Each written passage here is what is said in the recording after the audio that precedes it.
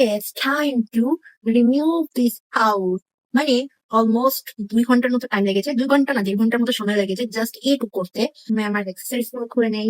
Remove করা আসলে খুব বেশি টাফ কিছু না, but when you are doing something really creative or something like time taking, তারপর যখন জিনিসটাকে রিমুভ করতে হয় তখন at first আমার চুলগুলোকে সরিয়ে নেই।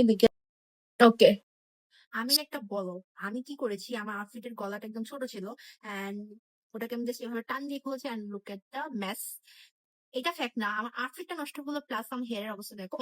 এন্ড মেকআপ রিমুভ করার জিনিস খুঁজতে যে আইসি যে আমার কটন প্যাড শেষ, সো টিস্যু পেপার ইউজ করতে হবে। আমার মেকআপ রিমুভ করার জন্য ইউজ করি হচ্ছে লাইক্সিন glow like never before and এটা আমার second bottle I guess, because এর থেকে ভালো মেকআপ রিমুভার আমি কখনো ইউজ করিনি। পুরো কভার করেছে ইভেন মাই নেক। সো আমার লিটারেলি হাইপার পিগমেন্টেশন হচ্ছে, প্লাস হচ্ছে আমার অ্যাক্টিভ প্রবলেমটা একটু বেড়ে গিয়েছে আমার অয়েলি স্কিনের কারণে। সো আমি এই সময় খুব বেশি রিস্ক নিয়ে এত হেভি একটা পেন্টিং আমার ফেসে রাখতে পারবো না। আমি এক এরিয়াতে রিমুভ করে আরেক এরিয়াতে যাচ্ছি, পুরো লাইট ভাবে একটু রিমুভ করছি। অবভিয়াসলি কটন প্যাড ইউজ করবে। আমার কটন প্যাড শেষ হয়ে গেছে সো দ্যাট তোমার স্কিন থেকে প্রোডাক্টটা একদম ভালোভাবে উঠে যাবে। আর ওয়াটারপ্রুফ মাস্কারা সহ উঠে যাচ্ছে।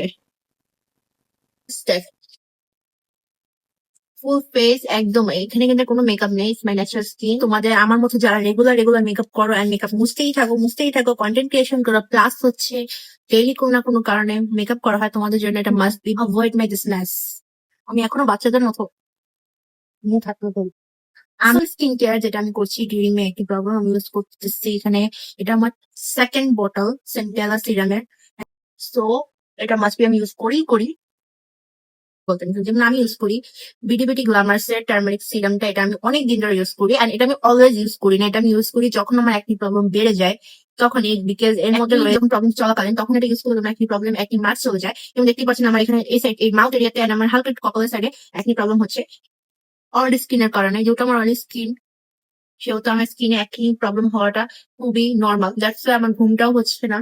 সব মিলিয়ে আমার স্কিনের এই অবস্থা হচ্ছে। জাস্ট আমার ওই টাইমটা যখন আমার একনি প্রবলেম হয় তখনই আমি এই সিরামটা ইউজ করি।